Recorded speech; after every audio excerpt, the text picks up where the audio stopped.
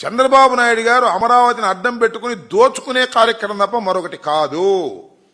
అతి దారుణంగా డబ్బు సంపాదించుకునే కార్యక్రమంలో ఇవాళ చంద్రబాబు నాయుడు గారు అమరావతిని వాడుకుంటున్నటువంటి పరిస్థితి చాలా బాధ కలిగిస్తున్నటువంటి అంశం అని కూడా ఈ సందర్భంగా నేను చెప్పదలుచుకున్నాను. చంద్రబాబు నాయుడు గారు మీకు గుర్తుందో లేదో, మొదటి దశలో తీసుకున్నటువంటి ప్రాంతానికి మొట్టమొదటి 50 ఎకరాలు 35,000 రైతులు ఇచ్చిన దాని మీద సుమారుగా 1,00,000 కోట్లు ఖర్చు పెట్టాలని ఆ రోజుని చెప్పారు. దానిలో చంద్రబాబు నాయుడు గారు ఏం చేశారంటే 5,587 కోట్లు మాత్రమే టెండర్లు పిలిచారు. ఫస్ట్ దశలో ఆయన అధికారంలో ఉన్నప్పుడు 5,587 కోట్లకు టెండర్లు పిలిచారు. 4,000 అవి పనులేమో పూర్తి చేశారు. దానిలో 4,318 కోట్లు మాత్రమే బిల్లులు చెల్లించారు.